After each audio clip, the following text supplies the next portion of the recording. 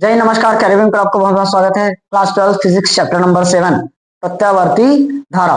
कल प्रत्यावर्ती धारा का हमने बेसिक समझ लिया था, जिसमें प्रत्यावर्ती धारा और दिष्ट धारा, साथ में दिष्ट धारा के प्रकार, उसका ग्राफ, बेसिक बेसिक चीजों को जान लिया था। साथ में प्रत्यावर्ती धारा का समीकरण भी जान लिया था, I बराबर आई नॉट साइन ओमेगा टी। अब आगे बढ़ते हैं। I बराबर आई नॉट साइन ओमेगा टी हमने निकाल रखा था, उसी को इस बार निगमित करना है। I बराबर आई नॉट साइन ओमेगा टी। देखो, प्रत्यावर्ती धारा का निगमन, प्रत्यावर्ती धारा का निगमन समझ में आया? देखो, ये रहा हमारा थ्योरी। ये एक चुंबकीय क्षेत्र बी वेक्टर, चुंबकीय क्षेत्र क्या है? B vector. देखो, माना ए बी एक कुंडली है, माना ए बी एक क्या है? कुंडली है, जिसका क्षेत्रफल क्या है? ए है। हमने इसका क्षेत्रफल क्या मान रखा है? ए। कुंडली क्या है? ए बी, और क्षेत्रफल क्या है? ए है। फेरों की संख्या क्या है? एन है। फेरों की संख्या एन है। ये कहाँ रखा है? एक समान चुंबकीय क्षेत्र बी वेक्टर में रखा गया है। समझ में आया यहाँ तक? माना ए बी क्या है? एक कुंडली है, जिसका क्षेत्रफल हमने क्या माना? ए, तथा फेरों की संख्या क्या माने? एन, तथा यह एक समान चुंबकीय क्षेत्र बी वेक्टर में रखा गया है। एक समान चुंबकीय क्षेत्र बी वेक्टर में रखा गया है। थ्योरी इतना लिख लोगे, समझ में आ गया? टी समय पश्चात, टी समय पश्चात, टी समय बाद ये क्या होती है? थीटा कोण से घूम जाती है। थीटा कोण से क्या होती है? घूम जाती है। और घूमने के बाद जो इसकी स्थिति है वो क्या मिल जाती है? ए डैश बी डैश। समझ में आया? देखो, ये हो गया कुंडली। ये कुंडली क्या है? A B. माना है कुंडली क्या है? A B. इसका क्षेत्रफल क्या है? ए है, और इसमें फेरों की संख्या क्या है? एन है। कहाँ रखा गया है? एक समान चुंबकीय क्षेत्र बी वेक्टर में रखा गया है। इसका कोणीय मतलब टी समय पश्चात, टी समय पश्चात, टी समय पश्चात क्या होती है? थीटा कोण से घूम जाती है। टी समय पश्चात यानी कि कुछ समय पश्चात ये रहा, थीटा कोण से घूम गया, तो इसकी स्थिति क्या हो गई? ए डैश बी डैश हो जाती है। समझ में आया? और बीच में इसका कोणीय वेग क्या रहेगा? ओमेगा रहेगा। क्लियर हुआ? कोणीय वेग क्या होगा? ओमेगा। समझ में आया कि नहीं आया? थ्योरी लिख लोगे इतना। थ्योरी लास्ट बार बता रहा हूं, ध्यान से सुनना और लिख लेना। माना ए बी क्या है? एक कुंडली है, जिसका क्षेत्रफल ए है, तथा फेरों की संख्या एन है। फेरों की संख्या एन है, जो एक समान चुंबकीय क्षेत्र, एक समान चुंबकीय क्षेत्र बी वेक्टर में रखा गया है, बी वेक्टर में रखा गया है, जिसकी कोणीय वेग या कोणीय आवृत्ति वो क्या है? ओमेगा है। कोणीय वेग क्या है? ओमेगा है। समझा? टी समय पश्चात थीटा कोण से घूम जाती है, टी समय पश्चात थीटा कोण से घूम जाती है, तब इसकी स्थिति ए डैश बी डैश हो जाती है। लिख लोगे थ्योरी? समझ में आ गया? चलो, क्लियर हुआ? अब हमने एक चीज माना है, कोणीय वेग। कोणीय वेग ओमेगा से दर्शाते हैं कोणीय वेग, तो निकालना पड़ेगा कोणीय वेग। फॉर्मूला है कोणीय विस्थापन, कोणीय विस्थापन बटे में कोणीय विस्थापन बटे समय अंतराल, कोणीय विस्थापन बटे समय अंतराल। कोणीय वेग को हमने किससे दर्शाया? ओमेगा से। कोणीय विस्थापन कहां तक हुआ? थीटा तक। थीटा हुआ। समय अंतराल क्या हो जाएगा अपना? टी। समझ में आया कि नहीं आया? अगर मैं यहां से थीटा का मान निकालूं तो क्या होगा? Omega into T. Equation number first. समझ में आया कि नहीं आया? क्लियर हुआ यहां तक? अब देखो, चुंबकीय फ्लक्स के बारे में पढ़ रखे हैं। चुंबकीय फ्लक्स, चुंबकीय फ्लक्स फाई, फाई से दर्शाते हैं चुंबकीय फ्लक्स। क्या होता है? एन बी ए कॉस थीटा। इसको पहले ही लिखा रखे हैं, एन बी ए कॉस थीटा होगा।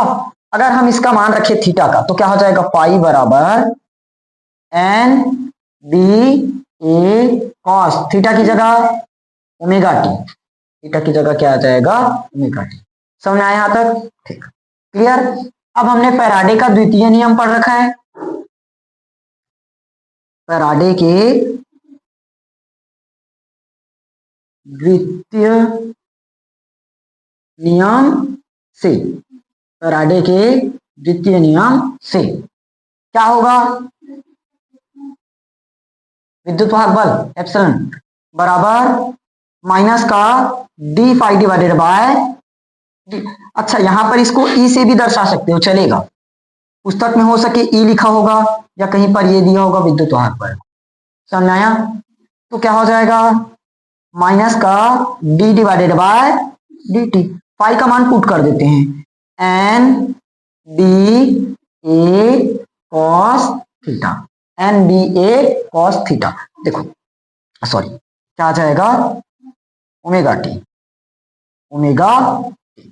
अगर यहां पर थीटा लेते तो यहां थीटा करना पड़ जाता, ठीक, तो फिर से आखिर में चेंज ही करते, तो उससे अच्छा यही चेंज कर लो। समझ में आया कि नहीं आया, ये क्लियर है। आगे बढ़ते हैं।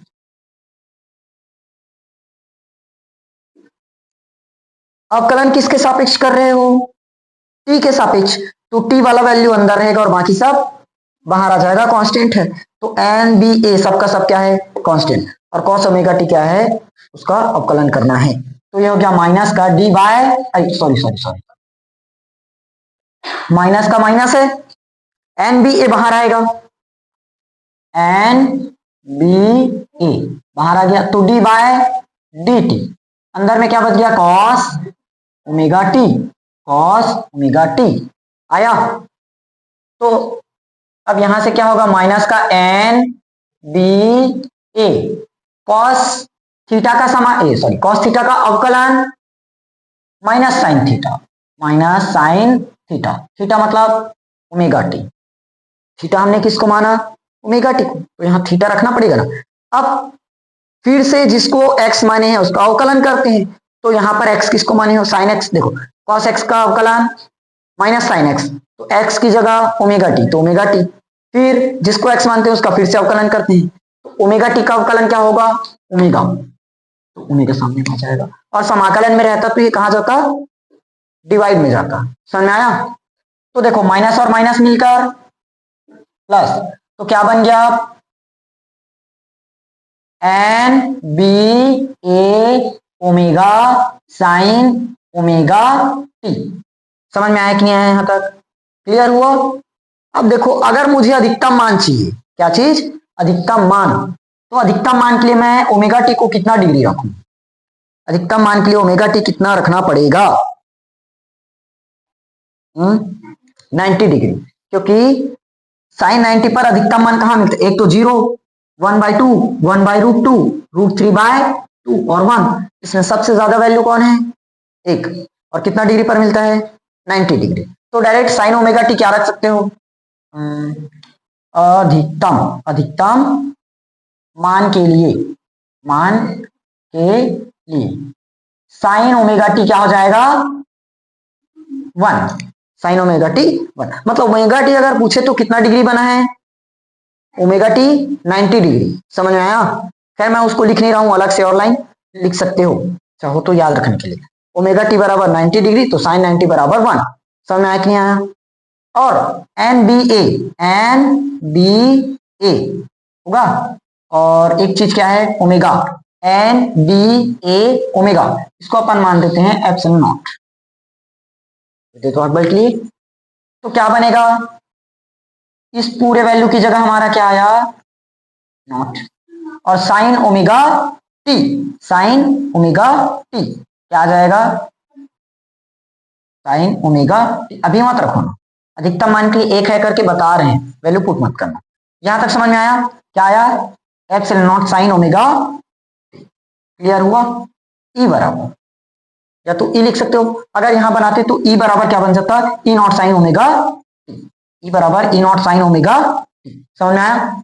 अच्छा ये पढ़ रखे हैं क्या, ओम के नियम से जानते हैं, ओम के नियम से, देखो ओम का नियम, ओम का नियम जानते हैं, v बराबर क्या होता है, आई बटे, और v बराबर आई बटे आर।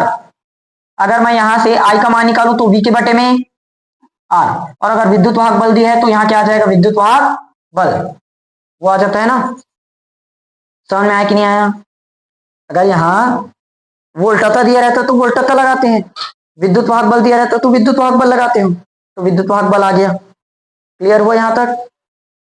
आगे चित्र में डाल दे क्या बचा है लिखने का? चलो, तो V हमें किसका मान चाहिए? धारा का समीकरण निकाल रहे हैं, प्रत्यवर्ती धारा का समीकरण। तो धारा क्या है? I। तो यहाँ क्या हो गया हमारा? I बराबर, इसका मान तो पता है विद्युत वाहक बल का क्या है, और नीचे में R का, R का, R का R ही रहेगा ना, R बदला है क्या? नहीं, R तो R ही है। समझ में आया? अब देखो, अगर मैं इन दोनों को वापस मिलाऊं, अब यहां ध्यान समझना, ये क्या है? विद्युत वाहक बल, लेकिन नॉट लग गया मतलब शिखर, शिखर मान कल बताया था याद है? आई नॉट का मतलब शिखर धारा, वी नॉट का मतलब शिखर वोल्टता, तो वैसे एप्सिलॉन नॉट का मतलब शिखर विद्युत वाहक बल, और नीचे में आर। तो आखिर विद्युत वाहक बल बटे प्रतिरोधी है, विद्युत वाहक बल बटे प्रतिरोध, और विद्युत वाहक बल बटे प्रतिरोध का मतलब धारा आई। तो यहां पर शिखर ले रहे हैं, शिखर विद्युत वाहक बल, तो क्या हो जाएगा? ये शिखर धारा हो जाएगा। समझ में आया? तो आई के बराबर में क्या मिल गया? इन दोनों वैल्यू की जगह क्या रख सकते हो? आई नॉट, और बचा क्या? Sine omega T. देखो यही समीकरण कल मैं लिखवाया था, समझ में आया कि नहीं आया? क्लियर हुआ? लास्ट में लिख देना, यही यही प्रत्यवर्ती धारा का समीकरण है, यही प्रत्यवर्ती धारा का समीकरण है, लिखोगे? हाँ रुको ना, क्या हुआ अभी, खत्म कहां हुआ? ठीक, यहां समझ में आया कि नहीं आया? ठीक, अब देखो, अगर मैं अभी क्या निकाले? प्रत्यवर्ती धारा का समीकरण, मतलब अभी धारा का निकला है, अब किसका निकालना है? वोल्टता का। अगर हम वोल्टता का समीकरण निकाले तो क्या बन जाएगा? V बराबर V not sine omega T, V बराबर V not sine omega T. ये समझ में आया यहाँ पर? क्योंकि सेम वैसे यहां भी होगा, V का मान निकालोगे तब समझो। I बराबर हमने क्या लिखा, यहां समझ लो, V बराबर I बटे R, और I बराबर V बटे R। तो यहाँ पर V का मान नहीं पुट कर सकते क्या आप? सेम तो आएगा, समझना? यहां से अगर V का मान रखे तो V का मान आएगा, I का रखे तो I का आएगा। हमने एक रखकर बता दिया I का, V का ये निकल जाएगा। ये क्या है? प्रत्यवर्ती वोल्टेज का, वोल्टता का समीकरण है, यही प्रत्यवर्ती वोल्टता का समीकरण है। क्लियर हुआ ये कॉन्सेप्ट? प्रत्यावर्ती धारा का निगमन, फाइनली ये व्यंजक खत्म। मेरे ख्याल से समझ में आ गया? ठीक, चलो इसको नोट करो, उसके बाद छोटी छोटी एक दो परिभाषा है उसको कंप्लीट करवा देता हूं। सुधार लो इसको। देखो, V प्रोपोर्शनल में I, तो V बराबर आर आई। तो अगर यहां से मैं विद्युत वाहक बल ले लेता हूं तो क्या हो जाएगा? R इंटू आई। अगर यहां से मैं I का मान निकालूं तो क्या होगा? विद्युत वाहक बल बटे प्रतिरोध होगा। इन दोनों चीजों की मदद से निकालें। यहां पर मैंने एक ही चीज बस गलत लिखा है, V बराबर क्या होगा? आर आई। ठीक, ये लो, इन दोनों की मदद से निकालना रहेगा। समझ में आया? जहां मिस्टेक था इसको सुधार देना।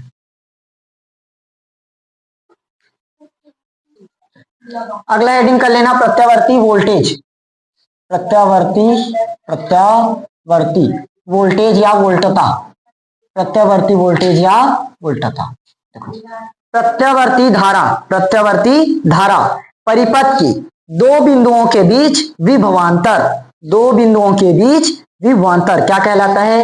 एसी वोल्टता कहलाता है। एसी वोल्टता मतलब अल्टरनेट।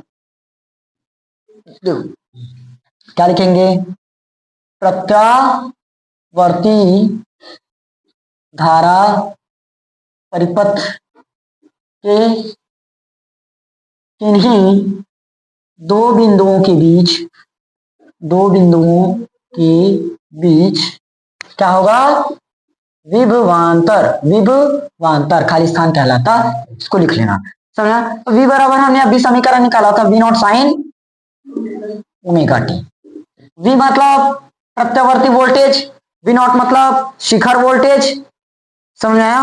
V मतलब प्रत्यावर्ती वोल्टेज, V नॉट मतलब शिखर वोल्टेज, हो गया, या शिखर वोल्ट था। क्लियर? अब जानते हैं दूसरा आयाम या शिखर मान। आयाम या शिखर मान, आयाम या शिखर मान, मीन वैल्यू, शिखर मान, मीन वैल्यू।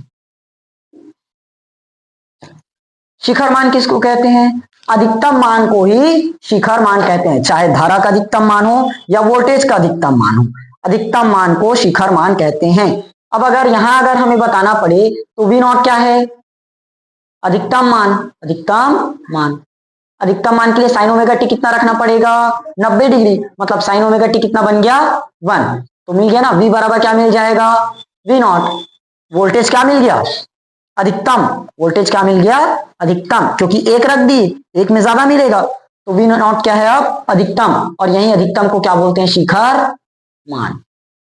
समझ में आया? उसी प्रकार I बराबर I not sine omega T, तो अब I नॉट क्या है? धारा का शिखर मान। I नॉट क्या है? धारा का शिखर मान। V नॉट क्या है? वोल्टेज का शिखर मान। क्लियर हुआ? तो शिखर मान से क्या पता चला? अधिकतम मान को ही शिखर मान कहते हैं। इसको लिख लोगे, अधिकतम मान को ही शिखर मान या आयाम मान कहते हैं। ठीक, आगे आवर्तकाल।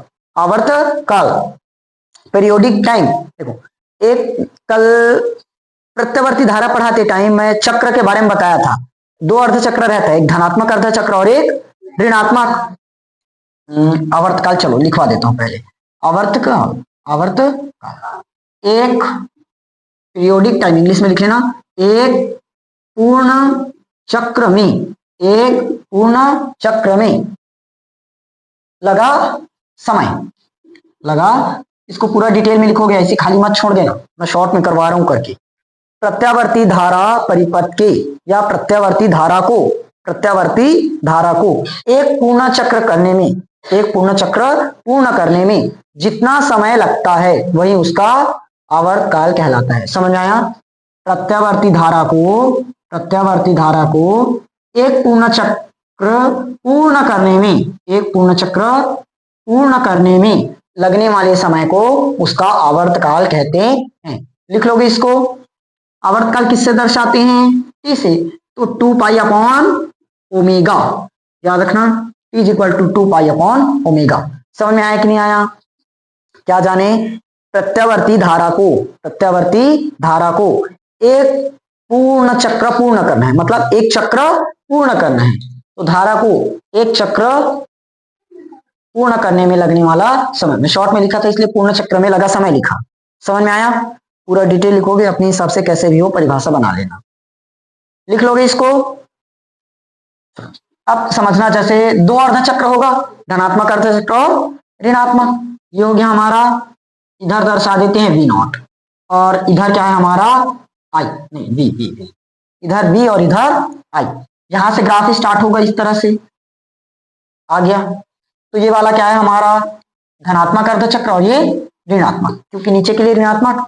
यहां पर अपने को मिलेगा मीन वैल्यू, शिखर मान, यहां पर भी मिलेगा अपने को शिखर मान। तो ये प्लस का I नॉट और ये माइनस का I नॉट हो गया। प्लस I नॉट मतलब शिखर धारा, और I नॉट का मतलब भी शिखर धारा। ये ऋणात्मक का शिखर धारा और ये धनात्मक का शिखर धारा।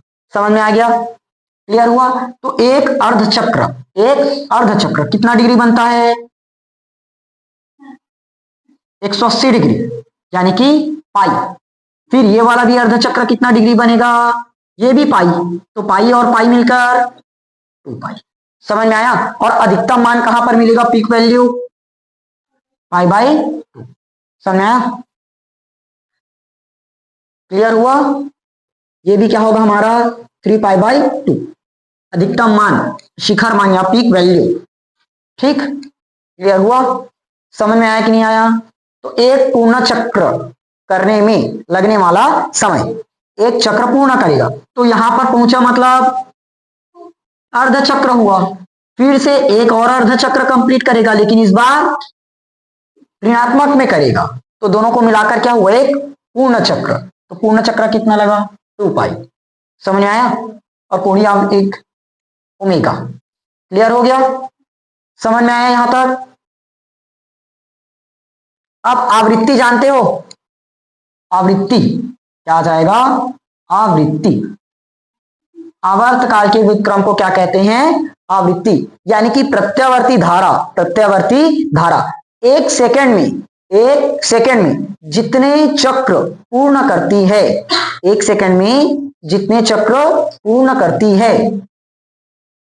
एक सेकंड में जितने चक्र क्या करती है? पूर्ण करती है, पूर्ण करती, एक सेकंड में यानी कि 1/t हो जाएगा। एक सेकंड में पूरा किया गया चक्र। समझ में आया? एक सेकंड में जितने चक्र पूर्ण करती है, एक सेकंड में जितने चक्र पूर्ण करती है। अब इसको कई जगह न्यू से भी दर्शाते हैं और कई जगह एफ से भी दर्शाते हैं, तो कंफ्यूज मत हो, कहीं पर न्यू लिखा दिख जाए, कहीं पर एफ लिखा दिख जाए। समझ में आया?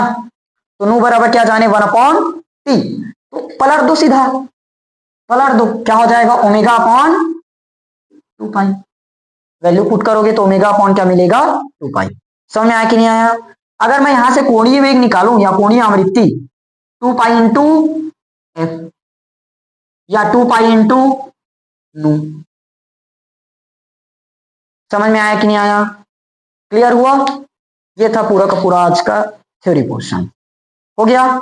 ठीक। बाकी इसके बाद का पढ़ेंगे अब सीधा औसत धारा, या तो वर्ग माध्यम मूल धारा होगा, उसको कल पढ़ाऊंगा। ठीक। अगर लास्ट क्लास में थोड़ा सा फास्ट लगा होगा, उसको रिवाइंड करना और थोड़ा सा स्लो करके देख लेना। ठीक। और जैसे जैसे बताया हूं वैसे वैसे नोट्स कर लेना।